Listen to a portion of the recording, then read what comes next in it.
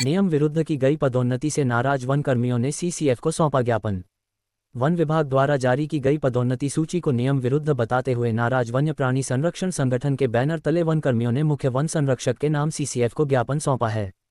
नाराज कर्मचारियों ने बताया कि विभाग द्वारा जारी पदोन्नति सूची में कई पात्र और लंबे समय से विभाग में सेवाएं दे रहे वन कर्मियों की छोटी सी गलती तथा तकनीकी कारणों की आड़ में पदोन्नति से वंचित कर दिया गया।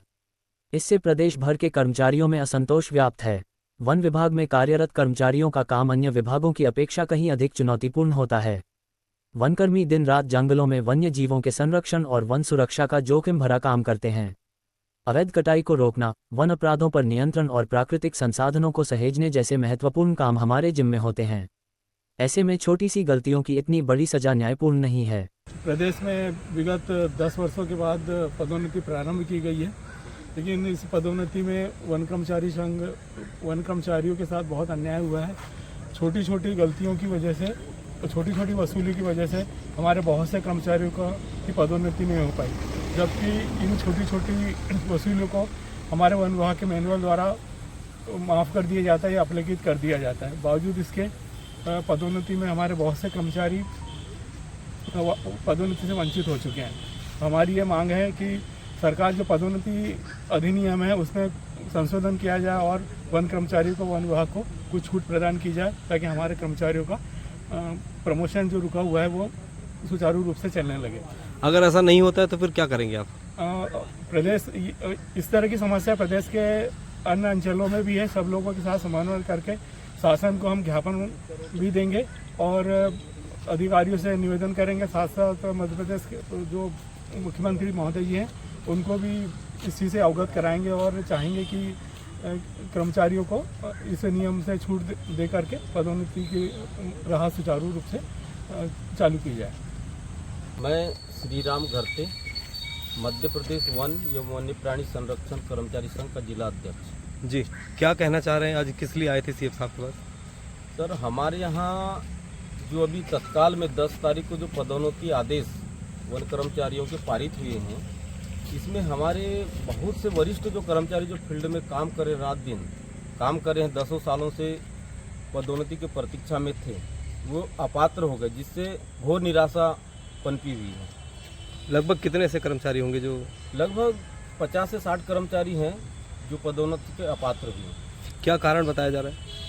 कारण ये समझ में आ रहा है कि जो छूट मूट जो गलतियां जो ग्रामीणों के द्वारा की जाती है, क्योंकि हमारा जो वन क्षेत्र है ये 1500 से लेकर 2000 हेक्टेयर तक का फैला हुआ होता है और इसमें ग्रामीणों के द्वारा अपनी जलाऊ लकड़ी या निजी निस्तार के लिए कुछ छूट मूट उपयोगी लकड़ी ले जा लेते हैं और उसकी गलती मान करके वन रक्षक से वसूली की जाती है। क्या ये प्रावधान है वसूली करने का?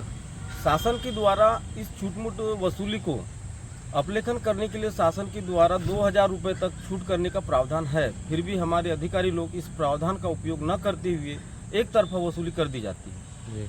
कितने ऐसे लोग हैं जिनकी कितने रुपए या कितने वसूली के वजह से उनका जो प्रमोशन रुक गया है? हमारे कुछ कर्मचारी ऐसे हमारे बीच में कि 36 रुपये की वसूली जिनसे हुई है उसको भी अपात्र कर दिए, जबकि उसकी CR पूरे 5 सालों में गुड है, +. है। ऐसा कोई कर्मचारी है जिसकी 2000 के ऊपर वसूली है?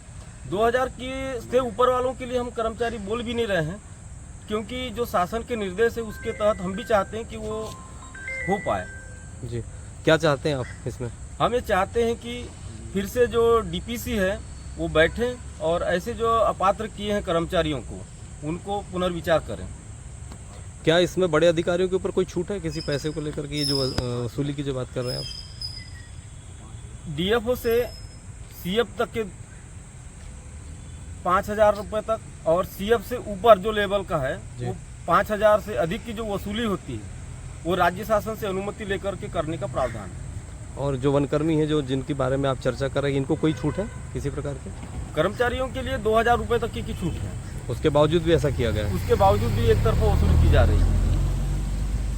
इस पदोन्नति के रुकने से क्या नाराजगी जाहिर हो रही है? कर्मचारियों में नाराजगी है कि जो फील्ड में रात दिन मेहनत किया वो प्रमोशन से वंचित रह गया है, और ऐसे भी कर्मचारी हैं जो कि विशेष कर्तव्य में हैं या कार्यालय में पदस्थ हैं, वो प्रमोशन पा चुके हैं। आगे क्या करेंगे आप, क्या विचार बनाए हुए हैं? आगे हम प्रांतीय कार्यकारिणी को अवगत कराएंगे कि हमारे यहाँ बालाघाट जिले में ऐसी स्थिति निर्मित हुई है और प्रांतीय कार्यकारिणी के मार्गदर्शन पर हम आंदोलन बिल्कुल करेंगे।